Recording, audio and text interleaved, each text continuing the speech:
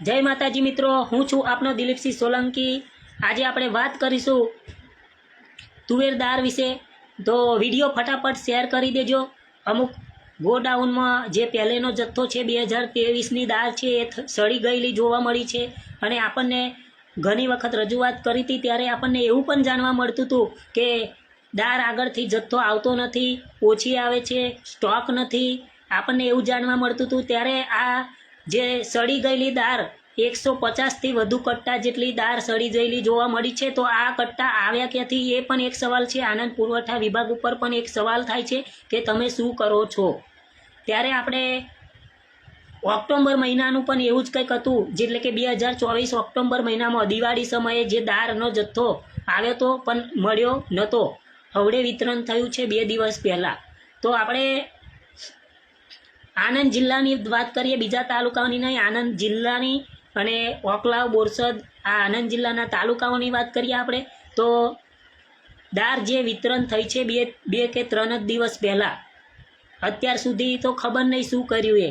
તો આપણે my ration એપ્લિકેશનમાં જે પાવતી ચેક કરવાની આવે છે એ પાવતી ચેક કરી હતી, એની અંદર લખેલું હતું કે તુવેર દાળ 100% જથ્થો દિવાળી તહેવાર નિમિત્તે ફાળવણી કરવામાં આવી છે। ખોળ એટલે કે મોરસ પણ 100% ફાળવણી કરવામાં આવી છે, ચણા પણ 100%, બાજરી, ઘઉં અને ચોખા આ બધું જ ફાળવણી કરવામાં આવ્યું છે। તો ચોખા, ઘઉં આ તો બધે મળ્યું જ છે, ખોળ પણ મળી છે, ફક્ત મળ્યું નહોતું દાળ।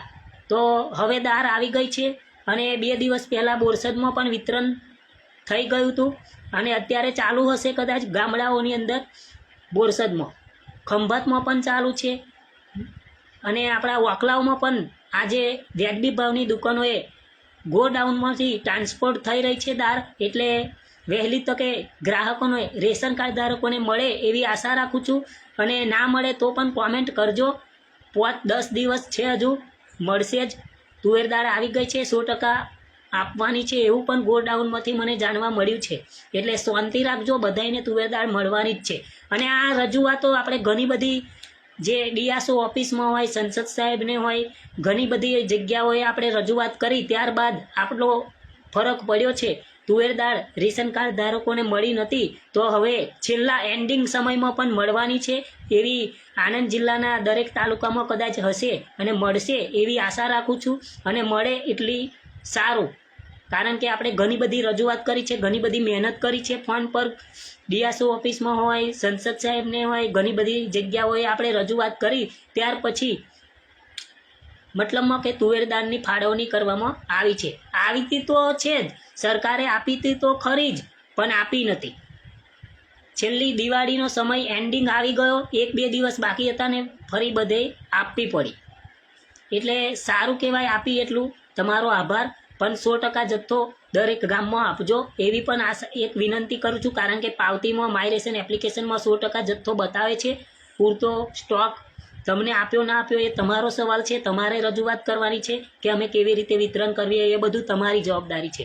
અહીં તો પાવતીમાં 100% જથ્થો લખેલો છે, સરકારે આપી હોય તો જ લખે, કારણ કે માય રેશન એપ્લિકેશન ખોટી હોય તો તમે બંધ કરી દો, ખોટી તો છે નહીં। એટલે 100% જથ્થો અકલાવ તાલુકાના ગોડાઉનમાં આવ્યો છે અને વ્યાજબી ભાવની દુકાનોએ આજે ટ્રાન્સપોર્ટ થાય છે અને વહેલી તકે રેશન કાર્ડ ધારકો સુધી તુવેર દાળ પહોંચે એવી આશા રાખું છું અને બધાને મળે એવો પણ પ્રયત્ન તમે કરજો। અને વહેલી તકે જેમ બને એમ, કદાચ તહેવાર આવે છે એટલે કદાચ વ્યાજબી ભાવની દુકાનોવાળા ના પણ ખોલી શકે, પણ વાંધો નહીં, બીજા 5 દિવસ તમારી પાસે હે, આપજો, વહેલી તકે જેમ બને એમ આપજો। જય માતાજી મિત્રો।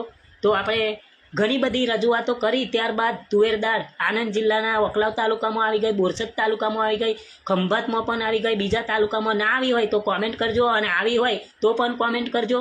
આપણી ઘણી બધી રજૂઆતો પછી રેશન કાર્ડ ધારકો સુધી આ તુવેર દાળ સરકારે આપી હતી દિવાળી તહેવાર નિમિત્તે, એ ગરીબો સુધી પહોંચે એવી આપણે પણ મહેનત કરી, ત્યારે રેશન કાર્ડ ધારકોને મળવાની છે।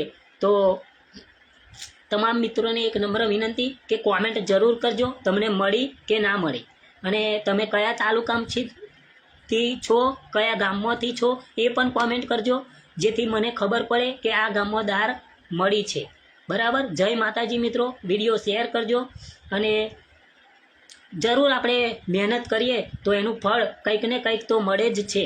એટલે આપણે મહેનત કરી છે. અને આપણે સડી ગયેલી દાળની વાત કરીએ તો એ દાળ બહુ ઘણા સમય પહેલેની છે. તો ઘણા સમય પહેલાં પણ આપણે મામલતદાર શ્રી ઓકલાવને રજૂઆત કરી હતી, પુરવઠા વિભાગ અધિકારી સાહેબને વાત કરી હતી, ગોડાઉન મેનેજરને પણ વાત કરી હતી. પહેલાં જે 2023ની વાત કરીએ તો પણ 4 મહિના પહેલેની વાત કરીએ તો પણ ત્યારે આપણે ઘણા બધા અધિકારીઓને રજૂઆત કરી હતી. ગોડાઉન મેનેજર ઓપરેટરને વાત કરી હતી કે સાહેબ દાળ કેમ અડધી જ આવે છે. તો આપણને એવું જાણવા મળતું હતું કે સ્ટોક પૂરતો આવતો નથી, સ્ટોક સરકાર આપતી નથી, પાવતીમાં તો બતાવે છે. તો આ તમે 150થી વધુ કટ્ટા જે સડી ગયેલી હાલતમાં તુવેર દાળ જોવા મળી, એ દાળ ક્યાંથી આવી એ પણ એક સવાલ છે. અને પુરવઠા વિભાગ સામે પણ એક સવાલ થાય છે આણંદ જિલ્લાના, કે આટલી દાળ ગોડાઉનમાં સડી ગઈ, એના કરતાં રેશન કાર્ડ ધારકો સુધી પહોંચી હોત તો સારું. તો આ તો કોઈને લાવો મળ્યો ના, દાળનો કોઈને લાવો મળ્યો નહીં. તમને પણ ના મળ્યો ને અમને પણ ના, ગ્રાહકોને પણ ના મળ્યો. એટલે સડી ગયેલી હાલતમાં જોવા મળી 150થી વધુ કટ્ટા, હજારો કિલો દાળ કહેવાય એટલી સડેલી હાલતમાં જોવા મળી. ત્યારે પુરવઠા વિભાગ સામે પણ એક સવાલ થાય છે, ગોડાઉન મેનેજર ઓપરેટર સામે પણ એક સવાલ થાય છે કે તમે આ દાળ મૂકી રાખી કયા કારણથી? કારણ કે પહેલાં અમે ઘણી બધી જગ્યાએ રજૂઆત કરી હતી, દાળ પૂરતો સ્ટોક નથી મળતો. એક બાજુ અમને એવું કહેતા હતા કે સ્ટોક આપતા નથી, પાવતીમાં બતાવે છે, એ ખબર નહીં. તો આ તમે 150 કટ્ટા સડી ગયેલી દાળ ક્યાંથી લાયા એ પણ એક સવાલ થાય છે.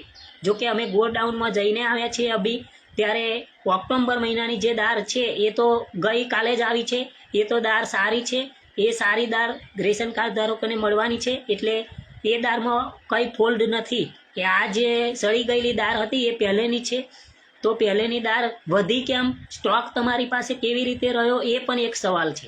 જય માતાજી મિત્રો, વિડીયો શેર કરજો. અને આણંદ જિલ્લાના કયા તાલુકામાં અને કયા ગામમાં તુવેર દાળ મળી છે અને નથી મળી એ કોમેન્ટ કરજો, જેથી કરીને મને પણ ખબર પડે કે આપણે રજૂઆતો કર્યા પછી આટલા ગામડાઓની અંદર દાળ પહોંચી છે એવું મને ખબર પડે. અને ના પહોંચી હોય તો કોમેન્ટ કરજો, તો મારામાં વોટ્સઅપમાં તમારું નામ અને એડ્રેસ અને ગામ અને તાલુકો લખીને મને વોટ્સઅપમાં રેકોર્ડિંગ મોકલજો કે અમારા ગામમાં તુવેર દાળ મળી નથી, આ તાલુકાનું આ ગામ છે. ફક્ત આણંદ જિલ્લાની વાત કરું છું, બીજા તાલુકામાં આપણે માય રેશન એપ્લિકેશનમાં જોયું નથી એટલે આપણને ખબર નથી.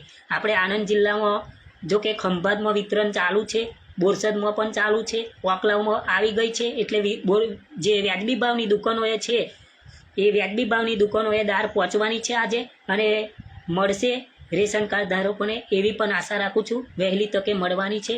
જય માતાજી મિત્રો, ભૂલચૂક માફ કરજો, મનુષ્ય માત્ર ભૂલને પાત્ર. વિડીયો શેર કરજો. જય માતાજી.